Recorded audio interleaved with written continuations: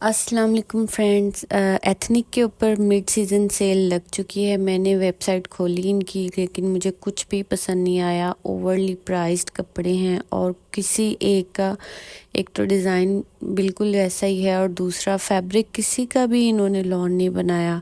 मतलब मुझे समझ नहीं आता ये इन लोगों ने किन लोगों के लिए कपड़े बनाए हैं, कहाँ के रहने वालों के लिए बनाए हैं, या सिर्फ टिकटॉकर्स या व्लॉगर्स के लिए कपड़े बनाए हैं।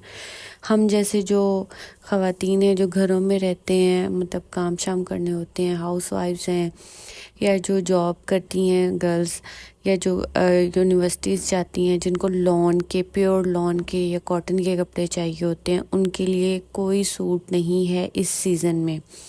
लास्ट ईयर इनका बहुत अच्छा गया था, सारे लॉन पे कपड़े थे और वो बहुत खूबसूरत थे। तो सेल के बाद वो 6-7-5,000 के करीब में मिल रहे थे 30% ऑफ पे भी। लेकिन इस बार तो इन्होंने हद ही कर दिया, मतलब 13-13 हज़ार के लॉन के जोड़े, और वो भी ऑफ में जो है वो आपको 9,000 तक मिल रहे हैं। तो ये एक दफ़ा पहनने के लिए तो नहीं ना लेना होता हमने ना। तो खैर डिसअपॉइंट किया बहुत ज़्यादा एथनिक ने। और पिछले 3-4 साल से मैं ईद पे, बड़ी ईद पे तो हमेशा ही मैं एथनिक ही पहनती आ रही हूँ, क्योंकि इनके कपड़े रिजनेबल भी होते हैं और प्यारे भी बहुत ज़्यादा होते थे। लेकिन इस बार बिल्कुल एक फिलामेंट फैब्रिक इन्होंने शुरू किया हुआ है, जेकार्ड फैब्रिक शुरू किया है। ये जो आपको नज़र आ रहा है, पूरा इंस्टाग्राम भरा हुआ था छोटी ईद के ऊपर कि ये सारे जो हैं वो फट गए थे इनके, वो छिज जाते हैं जैसे कपड़े, तो वो हो गए थे। खैर मैंने फिर अपने लिए यहाँ से कुछ भी ऑर्डर करना ज़रूरी नहीं समझा और मैंने बच्चों की चीज़ें जो हैं वो एथनिक से ली। अभी मैं आपको खोल के दिखाती हूँ।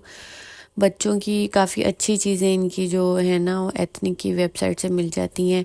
उसमें भी जो न्यू अराइवल्स हैं उसमें से तो मुझे कुछ समझ ही नहीं आया, क्योंकि एक मेरी बेबी बिल्कुल छोटा है और एक जो है वो बड़ी है माशाल्लाह।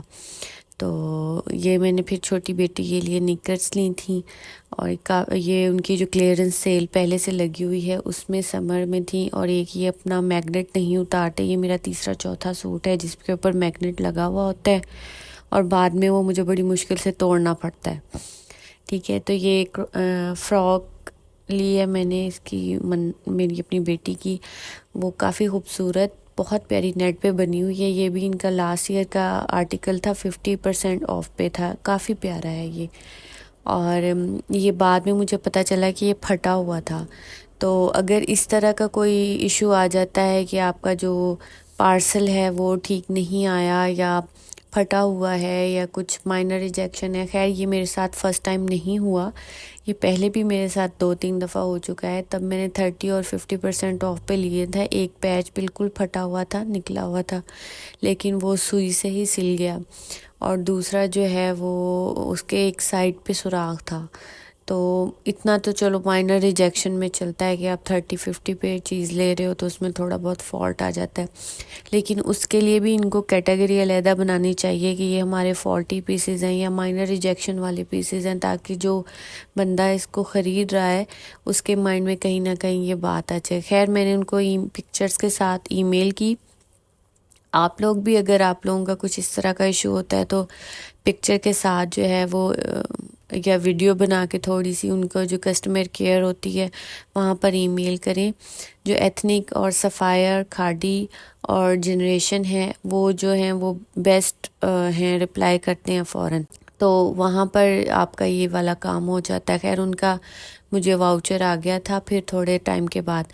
दूसरा ये मैं डिस्कस करना चाहती हूँ, इस तरह की वीडियोस आप जो लड़कियाँ, ख़वातीन या इंस्टाग्राम या फेसबुक पे सेशंस देखती हैं तो वहाँ पे बहुत ज़्यादा ये सूट्स अवेलेबल होते हैं। मुझे भी चाहिए थे, मैंने 2 पीस सूट चाहिए था मुझे ट्राउज़र शर्ट्स बनाने के लिए, घर में पहनने के लिए। तो मुझे ये बहुत प्यारे प्रिंट लगे और एथनिक के थे, तो मुझे लगा शायद ये जो उनके वो 2 पीस सूट्स आते हैं वो होंगे। और मैंने ना इनमें से एक सूट जो है वो बाय कर लिया। जब ये सूट आया तो उसका रिव्यू मैं देना चाहती हूँ। हाँ, अब पता नहीं अब ये जो लोग बाय करते हैं, ख़रीदते हैं या सेल कर रहे हैं, इनको भी ये आइडिया है या नहीं है। ये एथनिक नहीं है, ये एथनिक के ओरिजिनल ड्रेसेस नहीं हैं। ये वो वाले ड्रेसेस नहीं होते जो देखें, ये मैंने जिस पेज से लिया था वहाँ की पिक्चर्स हैं।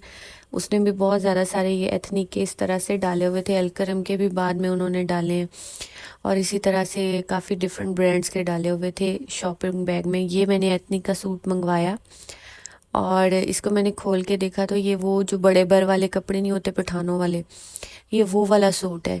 ये ओरिजिनल एथनिक नहीं है। अच्छा, इसके ऊपर जो टैग है वो भी फेक है और जो इसका शॉपर है वो भी फेक था। यानी कि वो लगता है कि ये ब्रांड की प्रिंटिंग नहीं है। पता नहीं अभी उन्होंने लिए हैं या जो सेल करनी है उनको ये बात पता है या नहीं। मेरा मकसद जो है वो आप लोगों को अवेयर करना है, किसी को हर्ट करना नहीं है या किसी का बिजनेस जो है वो ठप करना नहीं है। तो ये उन्होंने जो टैग्स लगाए हुए हैं, ये टैग भी एक्चुअली जो है वो ओरिजिनल नहीं है। इसको भी मैंने बाद में चेक किया है, ये भी सेल्फ प्रिंटिंग वाले टैग्स थे। और इस तरह का आप देख के धोखा ना खाएं। वैसे भी लोग बहुत सारी चीज़ें खरीदते हैं, आम मार्केट से भी अब 2200-2300 का सूट मिलता है। ये मुझे 2300 का मिला था। तो ये कोई बहुत बड़ी डील नहीं है, आप इसको वैसे भी बेच सकते हैं। खैर, ये जो ड्रेस था ये बाद में मैंने जब निशात को खोला तो उनके प्रेट में ये प्रिंट अवेलेबल था। लाइक ये जो प्रिंट है, एक तो ये फेक है और ये प्रिंट भी जो है वो एथनिक का नहीं है। तो ये चीज़ मुझे बहुत बुरी लगी। मैंने सोचा आप लोगों से डिस्कस कर लूँ। और ये लॉन नहीं है, लॉन ये वो मिक्स सा कपड़ा है जो पठानों से हम पहले लेते रहे हैं, या जो खुले बर वाला कपड़ा होता है 3-3.25 गज का जो इसका विड्थ होती है और लेंथ जो है वो 3.25 मेरे ख्याल में मीटर होती है और 1.5 गज इसकी जो विड्थ होती है। ये वो वाला फैब्रिक है। तो इसको काइंडली आप एथनिक बना के ना बेचें। और ये मेरे ख्याल में समर में नहीं पहना जाता। मैंने पहले भी 2 सूट लेके ऐसे वेस्ट किए हैं, ये समर में नहीं पहना जाता। इस तरह की वीडियोस देखने के लिए आप प्लीज़ मेरे चैनल को सब्सक्राइब कर दें और वीडियो को लाइक कर दें और अपने दोस्तों के साथ ज़रूर शेयर करें।